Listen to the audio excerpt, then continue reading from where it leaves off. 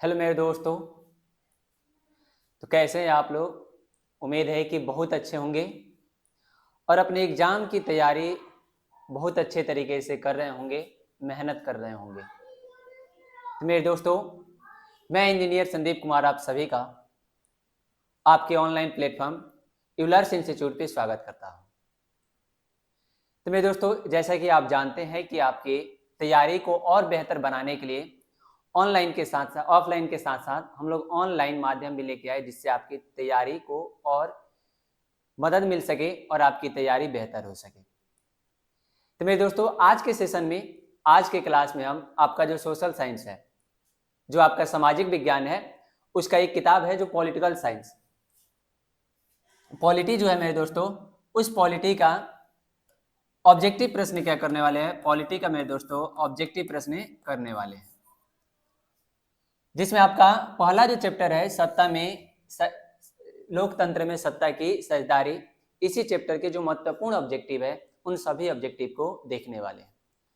तो चलिए बारी बारी से हम शुरू करते हैं और साथ साथ में मेरे दोस्तों जो महत्वपूर्ण क्वेश्चंस है, जिसको जरूरी है समझाना है, बताना, उन सभी क्वेश्चंस को भी हम क्या करेंगे, देखेंगे और उसको एक्सप्लेन करके आपको समझाने का भी क्या करेंगे, प्रयास करेंगे। तो चलिए मेरे दोस्तों क्लास को शुरू करते हैं और देखते हैं आपका पहला जो प्रश्न आपका दिया है कि 15वीं लोकसभा चुनाव में के पूर्व लोकसभा में महिलाओं की भागीदारी थी। तो 15वीं लोकसभा चुनाव की अगर हम बात करें मेरे दोस्तों, तो यह 2009 से लेकर के जो 2009 में चुनाव हुआ था वह 15वीं लोकसभा, 2014 में जो चुनाव हुआ था वह 16वीं लोकसभा। यह कौन सी है? यह 15 नंबर है, यह 16 नंबर, और 2019 में जो चुनाव हुआ था वह 17वीं लोकसभा। तो कह रहे हैं कि 15वीं लोकसभा चुनाव के पूर्व लोकसभा में महिला की संख्या हो, तो महिलाओं की संख्या जो थी वह 10% थी, यानी ऑप्शन नंबर ए आपका क्या हो जाएगा, बिल्कुल करेक्ट आंसर हो जाएगा। बढ़ते हैं अगले प्रश्न की ओर। अगला प्रश्न आपका दिया है दूसरा नंबर प्रश्न। दूसरा नंबर कह रहा है कि निम्नलिखित व्यक्तियों में कौन लोकतंत्र में रंग भेद के विरोधी नहीं थे, यानी रंग के आधार पर, व्यक्ति के रंग के आधार पर कौन विरोध इसमें से नहीं किया था। तो मार्टिन लूथर किंग ने किया था, महात्मा गांधी ने भी किया है, ओलंपिक धावक Tommy Smith and John Carlos जो थे इन्होंने भी किया है, जेड गुड्डी जो है इन्होंने नहीं किया है, यानी ऑप्शन नंबर डी आपका क्या हो जाएगा, बिल्कुल करेक्ट आंसर हो जाएगा। बढ़ते हैं अगले प्रश्न की ओर। अगला प्रश्न है आपका तीसरा नंबर, थर्ड प्रश्न कह रहा है, तीसरा प्रश्न आपका कह रहा है कि सामाजिक विभाजन को संभालने में इनमें कौन कथन लोकतांत्रिक व्यवस्था पर लागू नहीं होता, यानी सामाजिक विभाजन को संभालने में कौन लागू नहीं होता है। तो कह रहा है कि लोकतंत्र में राजनीतिक प्रतिद्वंदिता के कारण सामाजिक विभाजन की छाया राजनीति पर पड़ती है। यह बिल्कुल पड़ती है, यानी यह होगा। लोकतंत्र में समुदायों के लिए शांतिपूर्ण ढंग से अपनी शिकायतें प्रकट करना क्या है, संभव है। बिल्कुल यह भी होता है कि लोकतंत्र में जितने भी समुदाय होते हैं वह शांति रूप से, शांति स्वरूप में अपनी जो अधिकार क्षेत्र है या जितनी भी अपनी शिकायत है वह क्या कर सकते हैं, प्रकट कर सकते हैं। तीसरा कर है लोकतंत्र में सामाजिक विभेद में सामंजस्य स्थापित करने का सबसे अच्छा साधन है। यह भी बिल्कुल सही है कि लोकतांत्रिक व्यवस्था ऐसी व्यवस्था होती है जिसमें हम क्या कर सकते हैं कि सामाजिक विभेद जो होता है उनमें बेहतर संबंध क्या कर सकते हैं, स्थापित कर सकते हैं। तो कह रहे हैं कि कौन लागू नहीं होता, तो कह रहे हैं लोकतंत्र सामाजिक विभाजन को आधार पर समाज को विखंडन की ओर ले जाता है। ऐसा नहीं होता है, विखंडन की ओर नहीं ले जाता है। तो आपका ऑप्शन नंबर कौन सा हो जाएगा, डी बिल्कुल क्या हो जाएगा, करेक्ट आंसर हो जाएगा। इसका सही उत्तर क्या हो जाएगा, डी हो जाएगा। बढ़ते अगले प्रश्न की ओर। 4 नंबर आपका प्रश्न दिया है। चौथा प्रश्न कह रहा है कि भारतीय संविधान के बारे में इनमें कौन सा कथन सही है। भारतीय संविधान के बारे में कौन सा कथन इनमें से सही है। यह धर्म के आधार पर भेदभाव की मनाही करता है, तो यह संविधान के अनुरूप हमें देखना है। तो संविधान में मुख्य रूप से लिखा गया है सभी लोगों को कोई भी धर्म मानने की क्या है, आजादी देता है, यानी ऑप्शन नंबर आपका क्या हो जाएगा, सी बिल्कुल क्या हो जाएगा मेरे दोस्तों, करेक्ट आंसर हो जाएगा। बढ़ते हैं अगले प्रश्न की ओर। अगला प्रश्न आपका 4 नंबर प्रश्न, 5 नंबर प्रश्न दिया है कि सांप्रदायिक राजनीति किस पर आधारित है। तो सांप्रदायिक का मतलब रहता है कि धर्म के आधार पर जो उनमें लड़ाइयाँ उत्पन्न हो जाती है उसी को क्या कहते हैं, सांप्रदायिक। तो इसमें किसमें, तो एक धर्म दूसरे धर्म से श्रेष्ठ है, बिल्कुल इसी पर सांप्रदायिक राजनीति क्या होती है, आधारित होती है। जब एक धर्म दूसरे धर्म से अपने आप को श्रेष्ठ मानने लगता है तो सांप्रदायिकता उनमें क्या हो जाती है, उत्पन्न हो जाती है। इसलिए इसका ऑप्शन नंबर ए आपका बिल्कुल क्या हो जाएगा, करेक्ट आंसर हो जाएगा। अगला प्रश्न आपका दिया है 6 नंबर। 6 नंबर प्रश्न कह रहा है कि लैंगिक विभाजन का क्या अर्थ है। तो लैंगिक विभाजन का मतलब होता है जन्म से जो स्त्री और पुरुष में जो विभाजन देखने को मिलता है या जो अंतर देखने को मिलता है उसी को क्या कहते हैं, लैंगिक विभाजन। यानी स्त्री और पुरुष के बीच जैविक अंतर, यानी शुरू से ही जो भगवान ने हमें अंतर हमारे अंदर बना दिया है कि महिला और पुरुष में क्या अंतर है, उसी को क्या कहा जाता है, लैंगिक विभाजन कहा जाता है। इसलिए इसका ऑप्शन नंबर सी बिल्कुल क्या हो जाएगा, करेक्ट आंसर हो जाएगा। अगला प्रश्न है 6 नंबर प्रश्न दिया है, कह रहे कि भारतीय संविधान के अनुच्छेद 19 में देश के सभी नागरिकों को कौन सा मूल अधिकार क्या किया गया है, दिया गया है। अब मेरे दोस्तों अगर बात करें मूल अधिकार के, किस अधिकार की, मूल अधिकार की अगर हम बात करें तो मूल अधिकार हमारे संविधान के भाग 3 में है। किसमें है, मूल अधिकार जो है वह भाग 3 में है। उसमें भी कह रहा है कि अनुच्छेद 19 तो 14 से 18 जो होता है वह क्या होता है, समानता का अधिकार। किसका अधिकार, समानता का अधिकार अनुच्छेद 14 से लेकर के 18 के बीच है। वहीं 19 से लेकर के 22 के बीच जो है वह स्वतंत्रता का अधिकार है। किसका अधिकार है, स्वतंत्रता का। तो इसमें कौन सा अनुच्छेद कर रहा है, अनुच्छेद 19, तो यह किसका हो जाएगा, स्वतंत्रता का क्या हो जाएगा, अधिकार हो जाएगा। ऑप्शन नंबर ए बिल्कुल क्या हो जाएगा, सही उत्तर। अभी समानता का अधिकार आपका 14 से 18। संवैधानिक उपचारों का अधिकार यह आर्टिकल यानी अनुच्छेद कितना हो जाएगा, 32 में हो जाएगा। कितना में हो जाएगा, अनुच्छेद 32 में आपका क्या है, संवैधानिक उपचारों का अधिकार दिया गया है। बात करें अगले प्रश्न की। अगला प्रश्न आपका 7 नंबर दिया है। 8 नंबर कि सांप्रदायिक राजनीति आधारित होती है। तो सांप्रदायिक राजनीति किस पर आधारित होती है, धर्म पर आपकी क्या होती है, सांप्रदायिक राजनीति आधारित होती है। अगला प्रश्न 9 नंबर प्रश्न कह रहा है कि अंतर्राष्ट्रीय महिला दिवस किस तिथि को मनाया जाता है। तो अंतर्राष्ट्रीय महिला दिवस की अगर बात करें तो यह यूएनओ के द्वारा शुरुआत हुआ। एक संगठन है यूनाइटेड नेशन ऑर्गेनाइजेशन, इसके द्वारा क्या किया गया, शुरुआत किया गया। और महिला दिवस कब से, तो 8 मार्च 1980 से क्या किया जाता है, प्रत्येक वर्ष क्या किया जाता है, मनाया जाता है। 8 मार्च 1980 तो कब मनाया जाता है, 8 मार्च को अंतर्राष्ट्रीय महिला दिवस मनाया जाता है। तो बिल्कुल ऑप्शन नंबर क्या हो जाएगा, बी सही उत्तर हो जाएगा। अगला क्वेश्चन है 10 नंबर प्रश्न कह रहा है कि 16वीं लोकसभा में महिला सदस्यों की संख्या कितनी है। तो 16वीं लोकसभा की अगर बात करें तो इसमें महिला सदस्यों की संख्या 61 या क्या रहता है, 62 रहता है। और यह कब का, 16वीं लोकसभा 2014 का है, क्या है, 16वीं लोकसभा। अगला प्रश्न 11 नंबर प्रश्न है कि सत्ता में साझेदारी सही है क्योंकि। अब सत्ता में साझेदारी क्यों सही होता है, इसके क्या कारण है, तो यह क्या करता है, यह विविधता को बढ़ाता है, नहीं। यह देश की एकता को कमजोर करती है, बिल्कुल नहीं। किसी फैसले लेने में देर करवाती है, ऐसा नहीं होता है। विभिन्न समुदायों के बीच टकराव को क्या करती है, या कम करती है, ऐसे यह बिल्कुल क्या है, सही है। इसलिए ऑप्शन डी नंबर आपका क्या हो जाएगा, इसका सही उत्तर हो जाएगा। अगला प्रश्न दिया है 12 नंबर प्रश्न कह रहा है कि धर्म को समुदाय का मुख्य आधार मानने वाले व्यक्ति को कहा जाता है। जो धर्म के समुदाय का मुख्य जो आधार मानते हैं उनको सांप्रदायिक कहा जाता है। क्या कहा जाता है, सांप्रदायिक। जो व्यक्ति धर्म को क्या करता है, मुख्य आधार मानता है, उसको सांप्रदायिक। और जो जाति को आधार मानता है उसको जातिवादी। जो किसी भी प्रकार के धर्म को नहीं मानता उसको क्या कहा जाता है, धर्मनिरपेक्ष। जैसे हमारा देश जो है वह किसी भी धर्म को राजकीय धर्म नहीं मानता है, तो हम क्या कहते हैं कि हमारा देश कैसा है, धर्मनिरपेक्ष देश है। अगला प्रश्न है 13 नंबर प्रश्न है कि अंतर्राष्ट्रीय महिला दिवस की घोषणा किस संस्था ने की। अभी थोड़ी देर पहले बताया कि किसने किया था, यूएनओ, यूनाइटेड नेशन ऑर्गेनाइजेशन, जिसका हिंदी में नाम क्या हो जाएगा, संयुक्त राष्ट्र संघ। क्या हो जाएगा, संयुक्त राष्ट्र संघ। अगला प्रश्न है 14 नंबर प्रश्न कह रहा है कि निम्नलिखित में से किस समुदाय ने ब्रुसेल्स में बहुमत का गठन किया। तो किस समुदाय ने ब्रुसेल्स में बहुमत का क्या किया मेरे दोस्तों, गठन किया। तो ब्रुसेल्स जो है वही यूरोपीय भाषा है और वहाँ पे कौन से भाषा के बोलने वाले अधिक लोग हैं, फ्रेंच भाषा के। इसलिए यहाँ पे फ्रेंच भाषी समुदाय ने क्या किया कि बहुमत का क्या किया था, गठन किया था।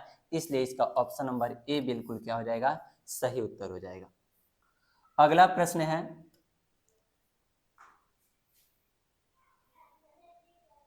15 नंबर प्रश्न आपका दिया है कि राष्ट्रवादी और यूके, यूनाइटेड किंगडम सरकार के बीच कब समझौता हुआ।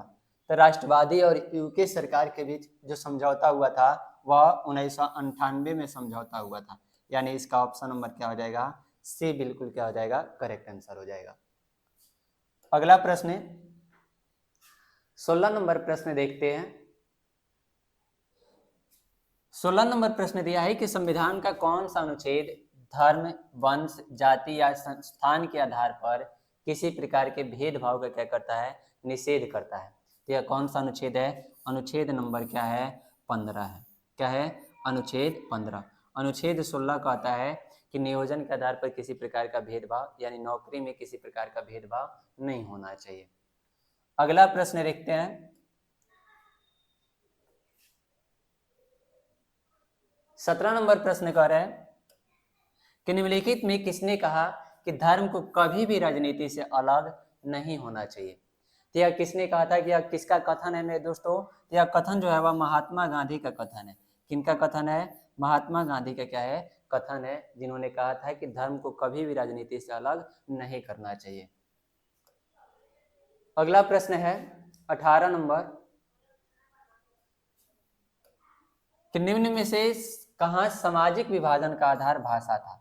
तो सामाजिक विभाजन की अगर भाषा अगर देखें कहाँ कहाँ किस देश में आधार था, कि यहाँ पर आधार बनाया गया था, तो वह बेल्जियम एक देश है। कौन सा देश, बेल्जियम जो है, वहां पर सामाजिक विभाजन का जो आधार बनाया गया था वह किसको बनाया गया था, तो भाषा को बनाया गया था। अगला प्रश्न है 19 नंबर प्रश्न कह रहा है कि अंतर्राष्ट्रीय महिला दिवस की घोषणा किस वर्ष में की गई थी। तो अंतर्राष्ट्रीय महिला दिवस की जो घोषणा थी वह 1980 में की गई थी। अब मनाया कब जाता है, तो 8 मार्च को मनाया जाता है। कब मनाया जाता है, 8 मार्च को अंतर्राष्ट्रीय महिला दिवस मनाया जाता है। अगला प्रश्न है 20 नंबर प्रश्न है कि क्षेत्रवाद की भावना का एक कुपरिणाम, यानी बुराई इसमें क्या है, क्षेत्रवाद की भावना में, तो अपने क्षेत्र से लगाव, ऐसा नहीं होता है। कुपरिणाम पूछ रहा है, राष्ट्रहित, यह भी बिल्कुल नहीं। राष्ट्रीय एकता, यह भी बिल्कुल नहीं। कुपरिणाम यानी बुराई क्या आता है, तो उसमें अलगाववाद की भावना क्या हो जाती है, उत्पन्न हो जाती है। इसलिए कुपरिणाम क्या हो जाएगा, अलगाववाद। अगला प्रश्न है 21 नंबर कि सामाजिक विभाजनों को हल करने का सबसे अच्छा तरीका क्या है। यानी सामाजिक विभाजन जो है उसको अगर सही किया जाए, हल किया जाए, तो इसमें से कौन सा शासन जो है वह सबसे बेहतर रहेगा। तो उसके लिए सबसे बेहतर शासन क्या होता है, लोकतंत्र होता है, जिसमें लोगों के द्वारा ही लोगों ही क्या करते हैं, शासन करते हैं। यानी लोग ही प्रतिनिधि चुनते हैं और वह प्रतिनिधि क्या करते हैं, देश पर शासन करते हैं। यानी लोगों के द्वारा ही चुना जाता है। इसलिए सामाजिक विभाजन लोकतांत्रिक व्यवस्था में ही अच्छे तरीके से हल किया जा सकता है। अगला प्रश्न है 22 नंबर। 22 नंबर प्रश्न कह रहा है कि भारत में पुरुषों की साक्षरता दर का अनुसार है। नहीं, पुरुष की साक्षरता दर किसके अनुसार, 2011 के अनुसार। अगर बात करें कुल साक्षरता दर की भारत की, तो यह 74 कितना है 04% है। कितना है 74.04। इसमें अगर पुरुष की बात करें, किसकी बात करें मेरे दोस्तों, पुरुष की अगर बात करें तो यह है 82.14। कितना है 82.14 है। और उसमें अगर महिला की बात करें, किसकी बात करें, महिला की साक्षरता दर की बात करें तो वह लगभग 65% के क्या है करीब है। इसलिए इसका सही उत्तर कह रहा है कि पुरुषों की साक्षरता दर तो 82 क्या हो जाएगा 14 आपका करेक्ट उत्तर हो जाएगा। अगला प्रश्न है 23 नंबर। 23 नंबर प्रश्न कर रहा है कि इंग्लैंड में महिलाओं को वयस्क मताधिकार किस वर्ष प्राप्त हुआ। तो इंग्लैंड में महिलाओं को वयस्क मताधिकार जो था वह कब प्राप्त हुआ था, तो वह 1928 में प्राप्त हुआ था। कब 1928 में महिलाओं को वयस्क मताधिकार की क्या हुई थी प्राप्ति हुई थी। अगला प्रश्न है 24 नंबर। महिलाओं को मतदान का अधिकार सर्वप्रथम किस राष्ट्र में दी गई। तो मतदान का अधिकार सबसे पहले ऑस्ट्रेलिया में दिया गया था महिलाओं को। कहाँ पर, महिलाओं को सबसे पहले कहाँ दिया गया था, ऑस्ट्रेलिया में मतदान का अधिकार दिया गया था। अगला प्रश्न है 25 नंबर प्रश्न कह रहा है कि 17वीं लोकसभा में महिलाओं की संख्या। तो 17वीं लोकसभा कब की बात कर रहे हैं 2019 की। कब की 2019। तो इसमें महिलाओं की संख्या कितनी थी 78 यानी 78 थी। इसलिए इसका ऑप्शन नंबर क्या हो जाएगा मेरे दोस्तों बी बिल्कुल क्या हो जाएगा सही उत्तर। अगला प्रश्न है 26 नंबर कि सत्ता में साझेदारी का अच्छा उदाहरण प्रस्तुत करने वाला राष्ट्र। यानी सत्ता में साझेदारी का सबसे अच्छा कहाँ उदाहरण देखने को मिलता है, तो वह बेल्जियम में मिलता है। कौन से देश में, बेल्जियम में क्या होता है सत्ता में साझेदारी का सबसे अच्छा उदाहरण देखने को क्या होता है मिलता है। अगला प्रश्न देखते हैं 27 नंबर। 27 नंबर प्रश्न कह रहा है कि सत्ता में साझेदारी का तात्पर्य, यानी सत्ता में साझेदारी का तात्पर्य मतलब क्या होता है। तो कह रहा है कि विधायक या सांसद बनाना, बिल्कुल नहीं। प्रतिनिधि की इच्छा रखना और राजनीतिक दल बनाना, यह भी बिल्कुल नहीं होता है।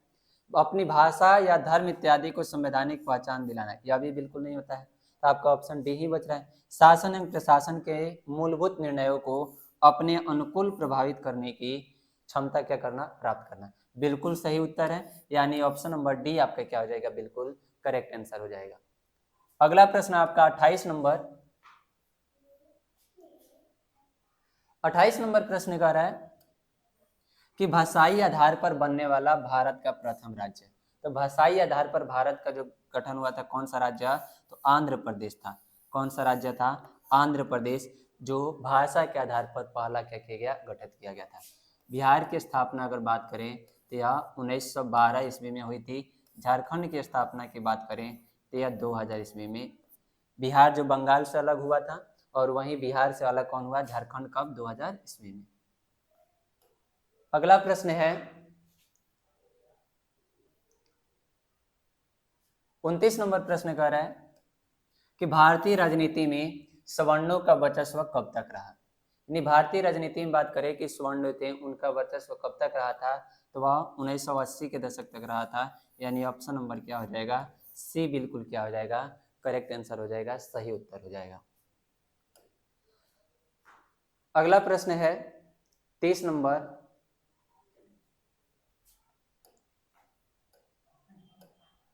कि भारत में महिलाओं की साक्षरता दर है। तो भारत में महिलाओं की क्या साक्षरता दर, तो अभी बताया कि महिलाओं की जो साक्षरता दर है वह लगभग 65 है। एक ही ऑप्शन दिख रहा है उसके आसपास कौन 64%। इसलिए ऑप्शन नंबर क्या हो जाएगा सी बिल्कुल क्या हो जाएगा सही उत्तर हो जाएगा। अगला प्रश्न है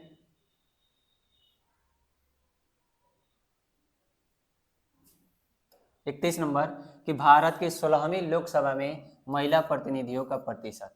तो 16वीं लोकसभा में महिला प्रतिनिधियों का प्रतिशत कितना था 11.93% था। कितना था 11.93%। इसलिए आपका ऑप्शन नंबर क्या हो जाएगा डी बिल्कुल सही उत्तर हो जाएगा। अगला प्रश्न है 32 नंबर प्रश्न कह रहा है कि महिला आरक्षण विधेयक निम्नलिखित में किससे संबंधित है।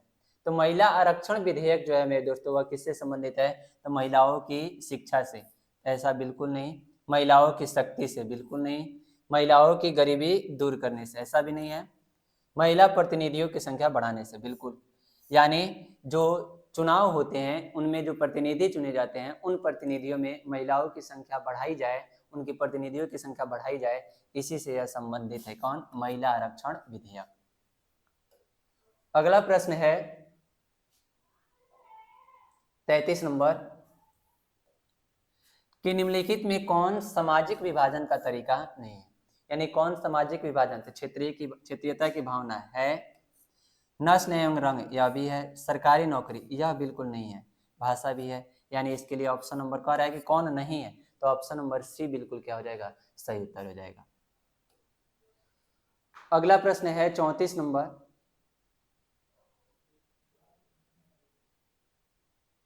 34 नंबर प्रश्न कह रहा है कि सिंहली किस देश की राजभाषा घोषित किया गया है। तो सिंहली जो है वह किस देश की, तो वह श्रीलंका की राजभाषा क्या किया गया है, घोषित किया गया है। कि सिंहली समुदाय के लोग वहां पर क्या है, अधिक है, इसलिए यह श्रीलंका में ही राजभाषा घोषित किया गया है। अगला प्रश्न है 35 नंबर कि संविधान का कौन सा अनुच्छेद धर्म, वंश, जाति या स्थान के आधार पर किसी प्रकार के भेदभाव का क्या करता है, निषेध करता है। तो कौन सा अनुच्छेद, अनुच्छेद जो 15 है यह क्या करता है, निषेध करता है। अगला प्रश्न है 36 नंबर कि निम्नलिखित में से कौन राजनेता जातिगत भेदभाव से मुक्त समाज निर्माण के पक्षधर थे। तो इसमें से कौन कौन, तो डॉक्टर भीमराव अंबेडकर भी थे, पेरियार स्वामी भी थे, डॉक्टर राम मनोहर लोहिया भी थे। यानी इनमें से सभी आपका क्या हो जाएगा, सही उत्तर हो जाएगा। यानी ऑप्शन नंबर डी बिल्कुल क्या है, करेक्ट आंसर है, सही उत्तर है। अगला प्रश्न देखते हैं 37 नंबर प्रश्न आपका दिया है कि प्राचीन काल में निम्न में से किनको शिक्षा पाने का भी अधिकार नहीं था। तो प्राचीन काल में ब्राह्मणों को था, क्षत्रिय को भी था, राज परिवार के लोगों को भी था, शूद्र जो थे उनको नहीं था। प्राचीन काल में जो समाज था वह 4 वर्ण में क्या किया गया था, बांटा गया था। कितने वर्णों में, 4 वर्णों में क्या किया गया था, बांटा गया था। कौन कौन, तो ब्राह्मण, क्षत्रिय, शूद्र और क्या, वैश्य। यह 4 वर्ण प्राचीन काल में बटा हुआ था। तो ऑप्शन ब्राह्मण नहीं, क्षत्रिय, राज परिवार, शूद्र ऑप्शन में है, तो ऑप्शन नंबर क्या हो जाएगा, डी बिल्कुल सही उत्तर हो जाएगा। अगला प्रश्न है 38 नंबर कि संप्रदायवाद संबंधित है। तो संप्रदायवाद जो होता है वह किससे, तो धार्मिक कट्टरता से। यानी किसी भी एक धर्म के प्रति कट्टर भावना जो होती है, इससे क्या होता है, सांप्रदायिकता क्या होता है, उत्पन्न होता है। अगला प्रश्न कह रहा है 39 नंबर प्रश्न है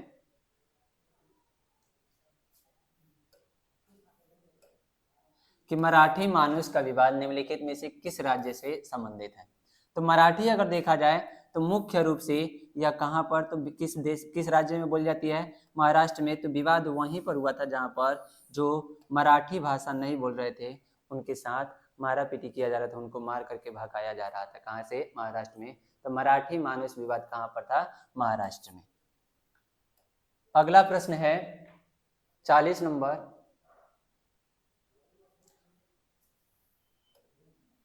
कि पीटर नॉर्मन धावक कहाँ का था। तो पीटर नॉर्मन धावक जो था वह ऑस्ट्रेलिया का था। कहाँ का था, ऑस्ट्रेलिया का, जिसने रंग भेद का विरोध किया था। कहीं को इसके आधार पर उनको छांट दिया गया था, हटा दिया गया था। नेक्स्ट प्रश्न देखते हैं 41 नंबर प्रश्न करे कि 41 नंबर प्रश्न बोल रहा है कि रंग भेद की नीति के विरुद्ध आवाज उठाने वाला व्यक्ति कौन था। यानी रंग भेद की नीति के विरुद्ध किसने आवाज उठाया था, तो वह मार्टिन लूथर किंग थे। कौन थे, मार्टिन लूथर किंग, जिन्होंने क्या किया था, रंग भेद की नीति के खिलाफ क्या किया था, आवाज उठाया था। यानी काले और गोरों में भेदभाव होता था, उसी के खिलाफ इन्होंने आवाज उठाया था। नेक्स्ट प्रश्न देखते हैं। 42 नंबर प्रश्न आपका दिया है कि मैक्सिको ओलंपिक की घटना एक उदाहरण है। तो मैक्सिको जो ओलंपिक खेल हुआ था मैक्सिको में, वहां पे किस प्रकार की घटना घटी थी? तो वहां पे रंग भेद की घटना घटी थी। काहे कि जो उसमें जीते थे तो रंग के कारण उनको प्राइज नहीं दिया गया था, यानी उनको इनाम नहीं दिया गया था रंग के कि वह काले हैं, उस आधार के पे प्राइज इनको नहीं दिया गया था। तो यह घटना किससे संबंधित है? रंग भेद से क्या है, संबंधित है। अगला प्रश्न देखते हैं।